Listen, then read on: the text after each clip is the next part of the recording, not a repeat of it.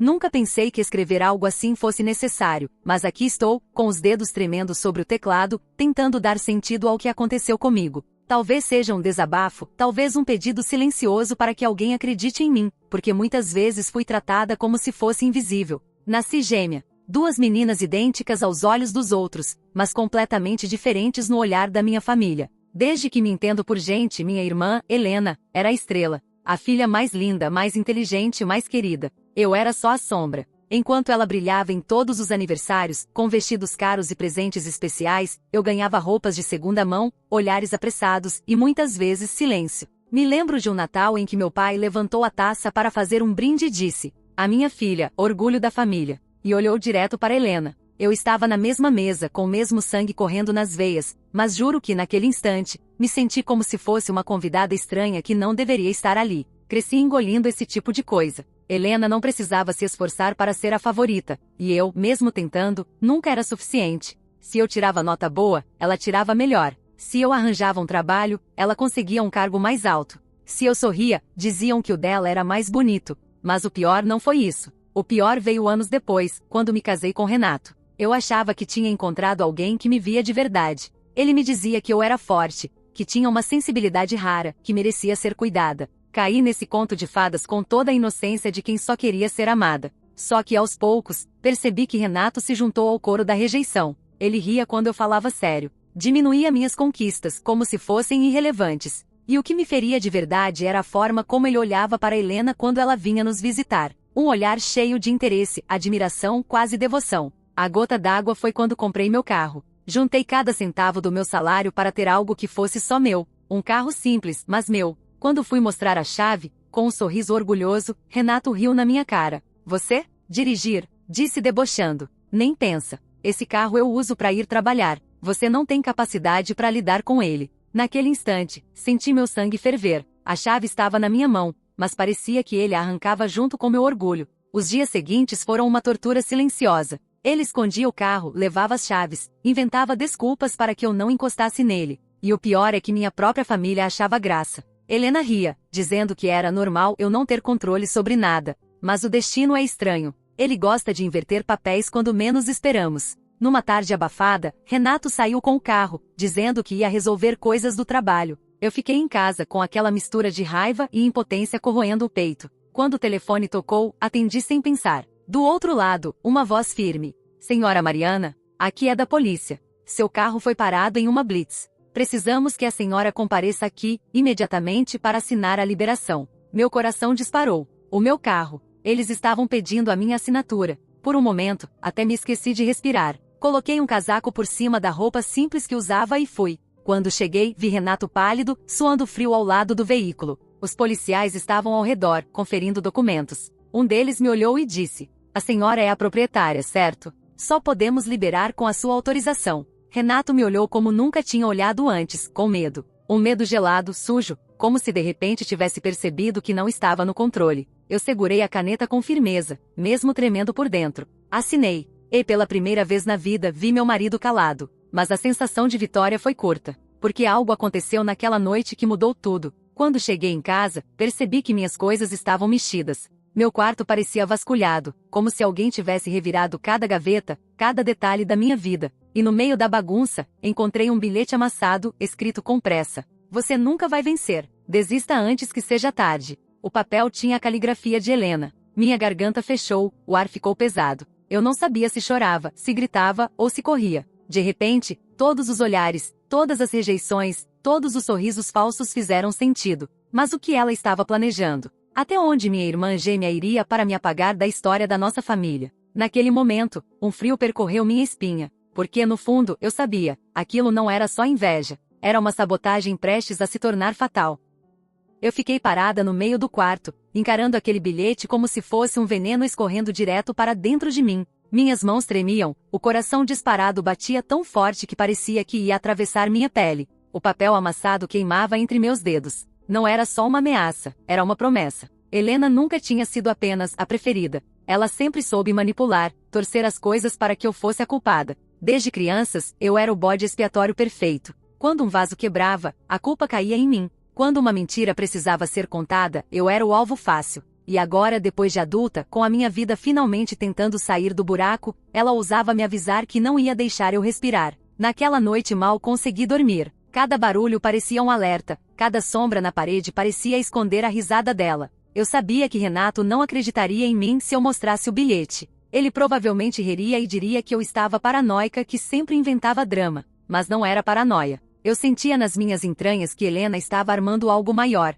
2 dias depois, tive a prova. Eu acordei com o barulho do portão sendo aberto. Quando cheguei à sala, Renato já estava saindo apressado, com as chaves do carro na mão. Suspirei, cansada da rotina sufocante. Mas quando ele ligou o carro, ouvi um estalo metálico estranho, diferente. Arrepios correram pela minha pele. Corri até a garagem e gritei: "O espera!" Ele me olhou irritado pela janela, bufando como se eu fosse uma idiota histérica. "O que foi agora, Mariana?" Ele rosnou.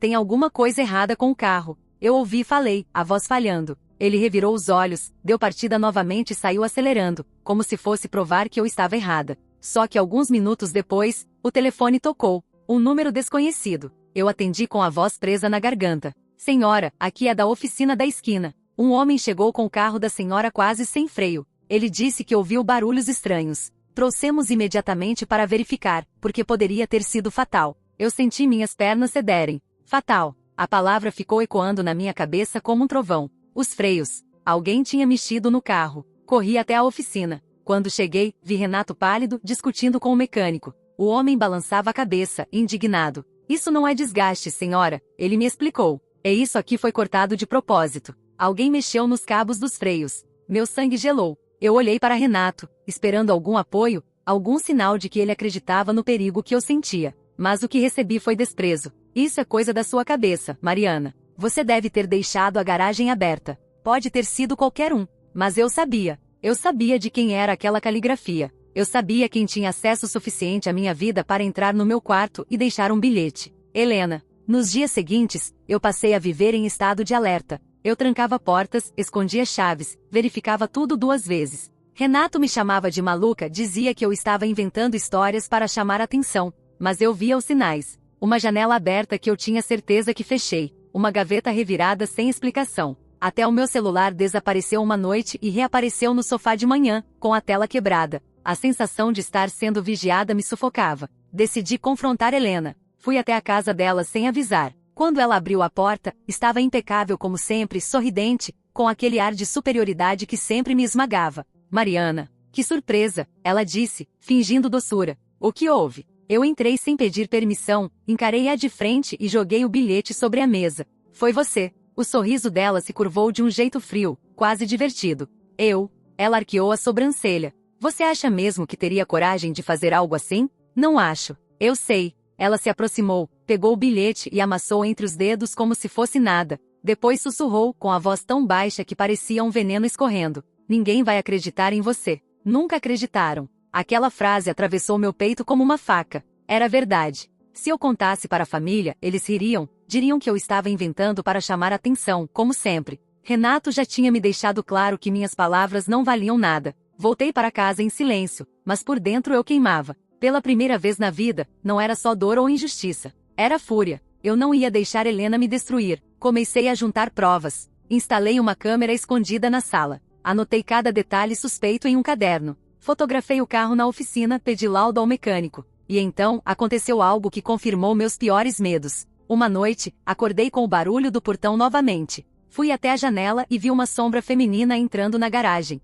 Meu coração quase parou. Eu segurei o celular com as mãos trêmulas, gravei em silêncio. A figura mexeu no carro por alguns minutos e saiu rapidamente. Quando desci correndo para verificar, encontrei o capô aberto, ferramentas no chão. E no banco do passageiro, uma pulseira dourada. A pulseira de Helena. Eu tinha a prova. Mas antes que pudesse pensar em como usar aquilo, senti uma presença atrás de mim. Um frio percorreu minha espinha. Quando me virei, Renato estava na porta da garagem, olhando para mim com uma expressão estranha. "O que você está fazendo, Mariana?" Ele perguntou, a voz baixa, carregada. Por um instante, achei que ele tinha visto tudo, que tinha percebido o perigo. Mas o olhar dele não era de medo, era de acusação. Ele deu um passo à frente. "Você está tentando sabotar o meu carro, não é?" Cuspiu. "Para depois dizer que fui eu quem mexi. Você sempre foi doente, Mariana." Eu congelei. Meu próprio marido estava contra mim. O chão parecia abrir sob meus pés. E de repente, percebi. Helena não estava sozinha nessa. Meu coração disparou.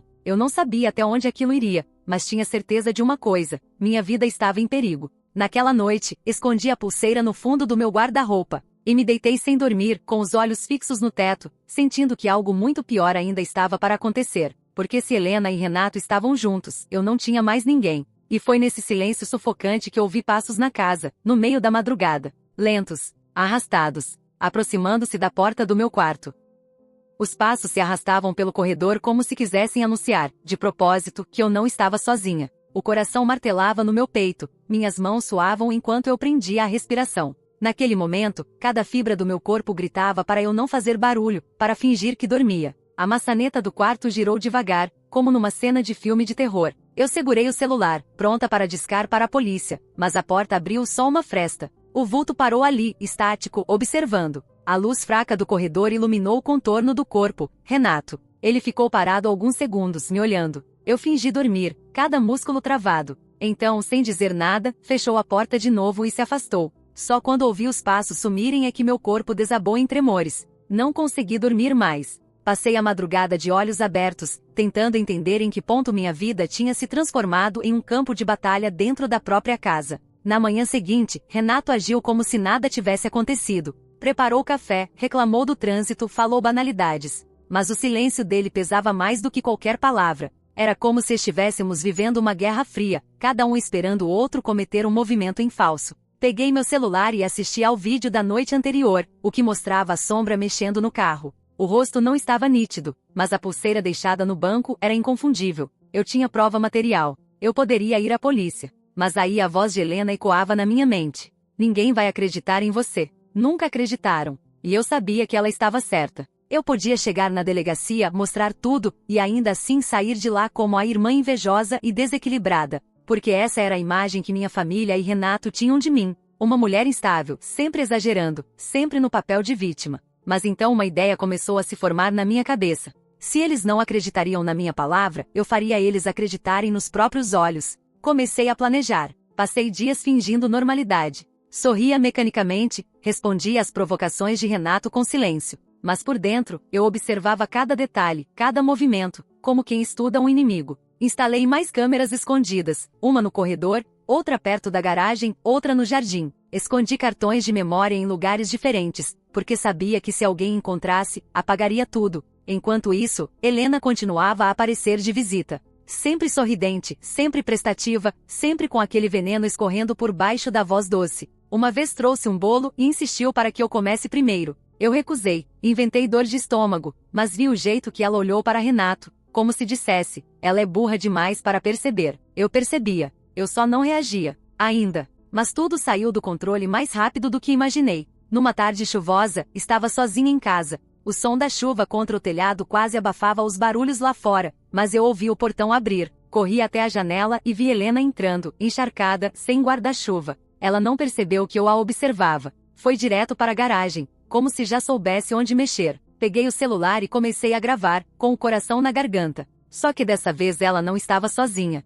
Renato apareceu logo depois, com uma mochila preta nas costas. Eles abriram o carro, cochichavam coisas que eu não conseguia entender. Meu estômago se revirou. Eles estavam juntos. Não era só uma suspeita paranoica. Eles tinham se unido contra mim. De repente, Helena tirou algo da mochila, uma garrafa de vidro. Vi quando ela despejou o líquido dentro do tanque do carro. Eu não sabia o que era, mas o cheiro forte chegou até mim mesmo com a janela fechada. Gasolina adulterada? Um solvente? Alguma coisa para causar um acidente. Eu tremia tanto que quase deixei o celular cair, mas continuei filmando. Continuei registrando cada segundo. Quando eles saíram da garagem, me escondi no quarto, fingindo não ter visto nada. O coração quase explodia no peito, mas meu rosto estava frio, paralisado. Passei o resto do dia esperando, como quem aguarda a queda de uma bomba. À noite, Renato chegou no quarto e deitou ao meu lado, como se nada tivesse acontecido. O cheiro de álcool impregnava sua roupa. Ele nem percebeu que eu estava acordada. Enquanto ouvia a respiração pesada dele, percebi que minha vida não era mais só sobre rejeição ou humilhação. Era sobre sobrevivência. No dia seguinte, levei o carro discretamente até outro mecânico, um que ficava em um bairro distante. Expliquei que desconfiava de adulteração. Ele confirmou minhas suspeitas. Havia líquido corrosivo misturado no combustível. Se eu tivesse ligado o carro, o motor poderia ter explodido. Eu quase vomitei ali mesmo. Peguei o laudo, tirei fotos, guardei tudo. Agora eu tinha mais provas. Mas ainda não era suficiente. Se eu entregasse aquilo para a polícia sem um flagrante claro, corria o risco de eles inverterem a situação contra mim. Era preciso paciência. Mas minha paciência foi posta à prova dias depois. Recebi uma mensagem anônima no celular. Só uma frase. Hoje à noite, tudo acaba. Minhas mãos gelaram. Eu não precisava perguntar quem tinha mandado. Fiquei em alerta o resto do dia, andando de um lado para o outro dentro de casa, esperando pelo ataque que eu sabia que viria. E quando a noite caiu, ouvi novamente os passos no corredor. Só que dessa vez, não era um só. Eram dois. A maçaneta girou. A porta abriu com violência. Renato entrou primeiro, o rosto contraído, os olhos frios. Atrás dele, Helena, com aquele sorriso que me gelava a espinha. Chega de jogos, Mariana, Renato disse, a voz carregada de desprezo. Você precisa aprender o seu lugar. Eu recuei até encostar na parede, o coração disparado. Helena deu um passo à frente e disse, quase num sussurro. Eu avisei que você não tinha chance. Meu corpo inteiro entrou em pânico. Mas ao mesmo tempo, uma chama acendeu dentro de mim. Eu não ia deixar. Não mais. O problema é que antes que eu pudesse reagir, Renato trancou a porta atrás de si. Eu estava presa. E eles estavam prontos para acabar com a minha vida.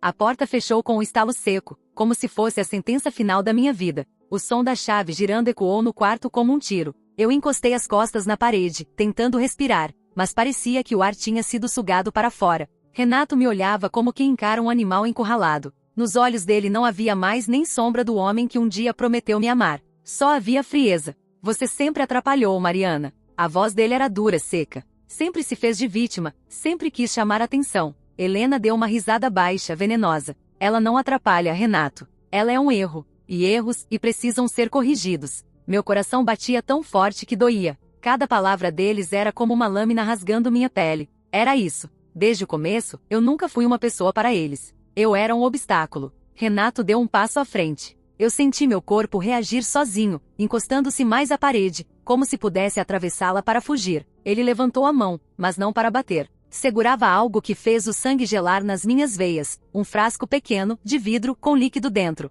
Reconheci o mesmo cheiro que havia sentido na garagem, aquele solvente que o mecânico identificou como corrosivo. Acha que pode estragar nossos planos? Ele cuspiu. Você não merece nem o ar que respira. Helena se aproximou dele, tocou de leve o ombro dele, quase como uma parceira de crime. Os dois me encaravam, como predadores diante de uma presa. Eu sabia que precisava agir, mas como? Minhas mãos tremiam, minhas pernas estavam pesadas, como se fossem feitas de chumbo. Foi então que algo em mim quebrou. Não sei explicar, mas a sensação de ser sempre a vítima, sempre a sombra, sempre o nada, transformou-se em raiva. Uma raiva tão intensa que queimava como fogo. Eu respirei fundo, tentando controlar o pânico. E então falei, com a voz firme, mesmo que por dentro eu estivesse em pedaços. Vocês sempre precisaram de mim para existir. Se eu sou um nada, por que tanto esforço para me destruir? O silêncio que seguiu foi ensurdecedor. Helena estreitou os olhos, surpresa por eu ter coragem de falar. Renato apertou o frasco na mão com tanta força que pensei que fosse quebrar.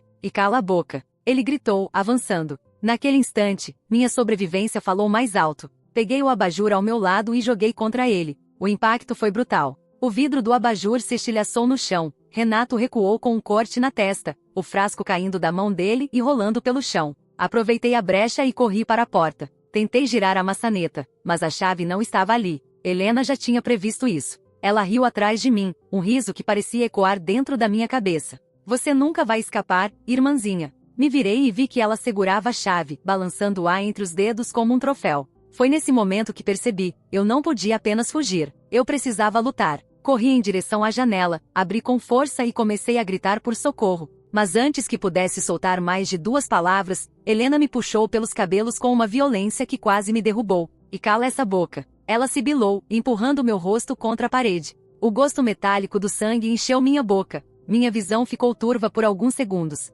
Mas eu não ia parar. Com um impulso de desespero, empurrei Helena com toda a força que tinha. Ela tropeçou e caiu sobre a cama, a chave escapando da mão dela. Meu coração disparou. Aquela era minha chance. Me joguei no chão e alcancei a chave, mas no mesmo instante senti um peso esmagador me derrubar. Renato havia se jogado sobre mim. Ele tentou arrancar a chave da minha mão, mas eu segurei com tanta força que minhas unhas rasgaram a palma. Você não vai vencer, Mariana. Ele rugiu. Com o joelho, acertei a lateral dele. Ele gemeu, afrouxou a pressão, e eu consegui me arrastar para trás. O quarto era pequeno, Cada canto parecia um beco sem saída, mas eu me recusei a entregar. Helena se levantou da cama, o rosto deformado pela fúria. Você devia ter morrido quando nasceu. Eu sempre fui a escolhida. Você só estraga tudo. As palavras dela cortaram fundo. Por um segundo, eu me vi de volta à infância, ouvindo minha mãe dizer que Helena era o orgulho, e eu apenas a outra. Mas aquele segundo bastou para que a chama da raiva crescesse ainda mais. Pois é, respondi,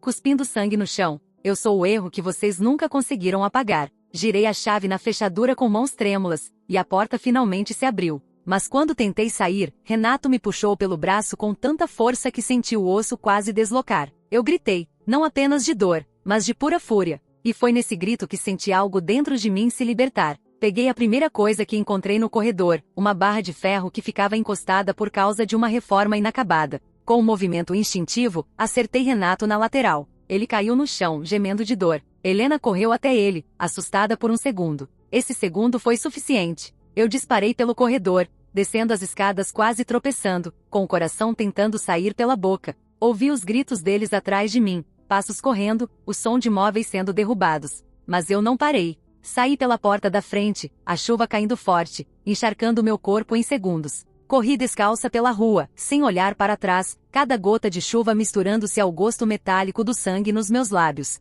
Vi um carro da polícia estacionado na esquina. Foi como enxergar um milagre no meio do inferno. Corri até eles, gritando, quase sem voz. Eles querem me matar. Berrei, agarrando o braço do policial. É meu marido e minha irmã.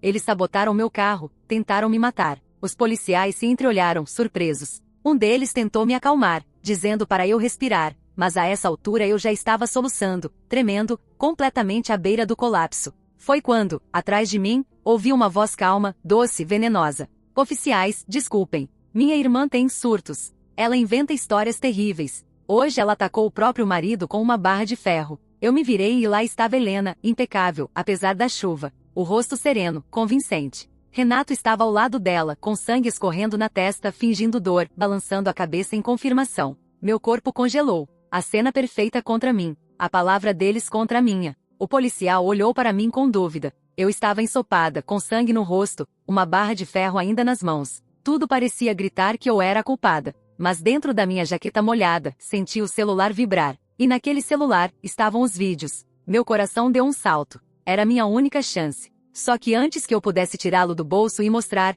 Helena se aproximou sorrindo. E Mariana, por que você não entrega o celular para eles? Ela disse, suave, quase maternal. Se você realmente tem provas, mostre agora. Mas os olhos dela, fixos nos meus, brilhavam com um aviso silencioso. Se você mostrar, não vai sair viva daqui. E naquele instante, cercada de policiais, sob o olhar frio do meu marido e o sorriso cruel da minha irmã gêmea, percebi que cada escolha dali em diante seria uma linha tênue entre a vida e a morte. O tempo pareceu parar. O celular queimava no meu bolso como se fosse dinamite prestes a explodir. Helena sorria, segura de que eu cederia ao medo. Renato fazia sua encenação de vítima perfeita. E os policiais esperavam, confusos, prontos para acreditar em quem fosse mais convincente. Foi então que senti, se eu me calasse, minha vida acabaria ali. Passei anos sendo invisível, desacreditada, chamada de exagerada. Mas agora eu tinha provas. E não ia morrer sem ser ouvida. Com as mãos tremendo, tirei o celular. Helena avançou um passo, mas eu gritei, não encosta em mim. E apertei o botão de reprodução. As imagens surgiram diante dos olhos dos policiais. Helena entrando na garagem, mexendo no carro, Renato ao lado, despejando o líquido no tanque. O áudio capturava parte do cochicho deles, claro o suficiente para ser incriminador. O silêncio caiu pesado. O sorriso de Helena se desfez. Renato tentou protestar, mas a máscara dele rachou em segundos. Senhores, prendam eles. Minha voz saiu forte, mesmo embargada. Tentaram me matar. Os policiais reagiram rápido. Algemaram os dois ali mesmo, enquanto gritavam, tentando inverter a narrativa. Helena urrava que o vídeo era manipulado. Renato chamava aquilo de loucura. Mas já era tarde. Eu fiquei parada na chuva, tremendo, mas dessa vez não de medo. Era um tremor de libertação. Pela primeira vez, minha voz tinha vencido. Na delegacia, registrei tudo. O laudo do mecânico, o bilhete, os vídeos. Eu não era mais a sombra. Eu tinha sobrevivido. Meses depois, quando vi meu reflexo no espelho, percebi, não era mais a Mariana apagada, rejeitada. Era alguém que aprendeu a se reconstruir das cinzas. Minha família pode continuar preferindo Helena. Renato pode apodrecer atrás das grades. Mas eu finalmente sou dona da minha própria vida. E ninguém nunca mais vai me calar.